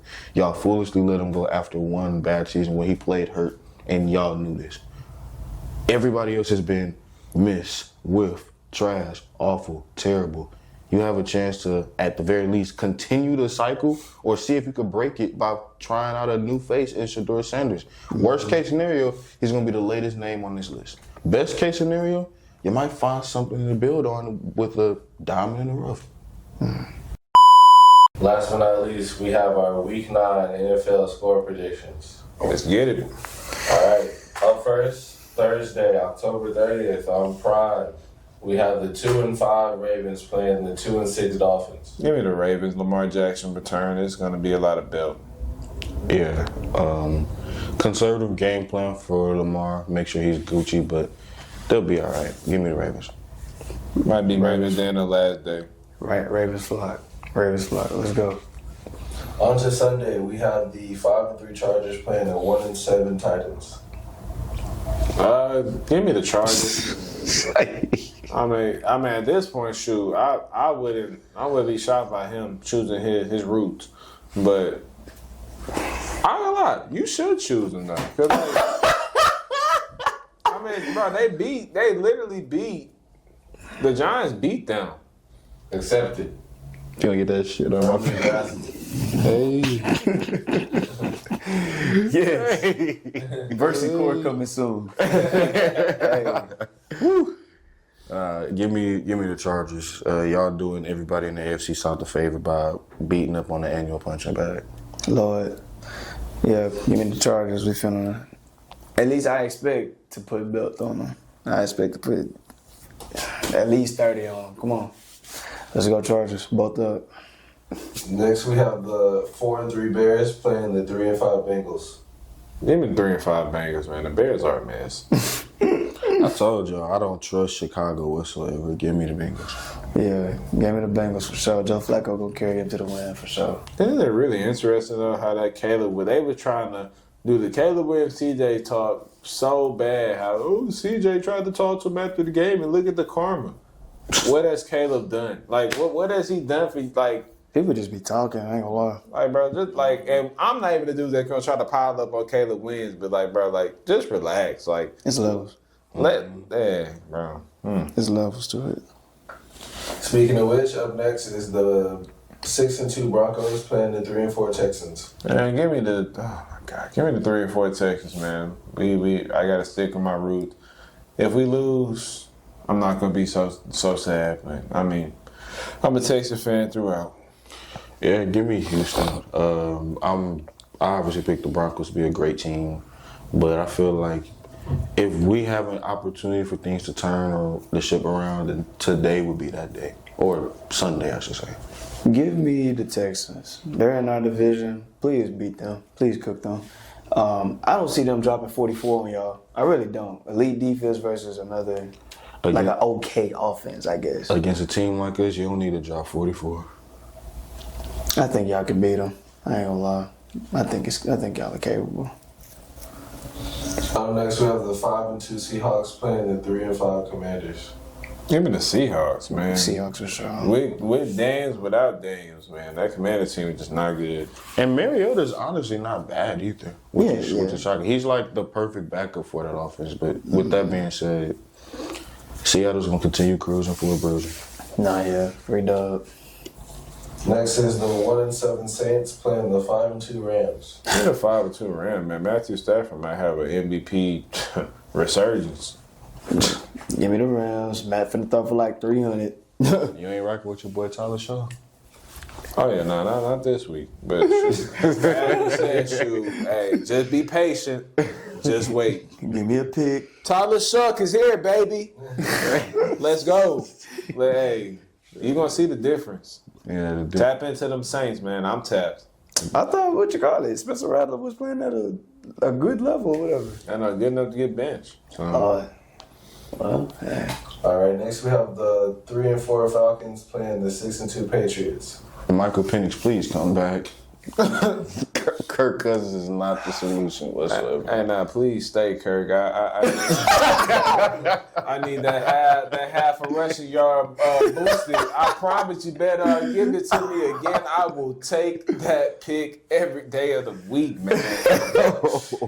Give me the Patriots in a blowout. The Falcons are they're so weird. Like, Oh my God. y'all just got dubbed by, I think, one of the worst teams. Yeah, a bottom team in the league, which is the Dolphins. Like, how did that even happen? Yes, we almost lost to them too. We beat them by 1, but like, they have. I don't know. I think the Falcons have more to give, more to offer. I just thought about my logic, man. I said take the under on running backs against the Patriots, and then Bijan out of all guys are playing against the Patriots, and like that's like my favorite guy to take on a slip. So I was like, dang. I don't know. Decisions. I don't see ATL beating them, especially not with Michael Penix. It's too much inconsistency on that offense, and I don't know. It's just not a good season for them right now. So, yeah, give me the Patriots. Shoot, Drake may have an MVP performance. 300 yards, 3 TDs, easily. The 7-1 Colts playing the 4-3 Steelers. Give me the Colts. Colts, easy. They'd rather be 8-1. Indiana Jones, let's get it. Next is the 5-3 49ers playing the 2-6 Giants. 2-6 Giants. Nah, give me the 49ers. 49ers. Give me the 49ers. That boy, Cam Scatterbull ain't there no more, man. So, Then it's the 3 and 4 Vikings playing the 5 and 2 Lions. Give me the Lions. Lions. Detroit. Vikings will beat up. Yeah, give me Detroit. Need that. Then it's the 4 and 4 Panthers playing the 5-1-1 Packers. Give me the Panthers. Give me Green Bay. Give me Green Bay. I have the 4 and 3 Jaguars playing the 2 and 5 Raiders. Gino, we need you, baby.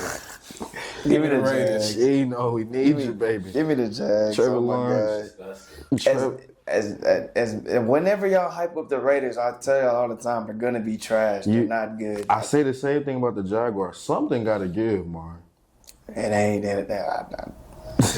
I don't know. I told y'all talking about the Raiders gonna be scared of you. No, they're not, bro. They're trash. Then last but not least, we have the 5 and 3 Chiefs playing the 5 and 2 Bills. Give me the Bills. Please, Josh Allen, save us. Please, change the narrative.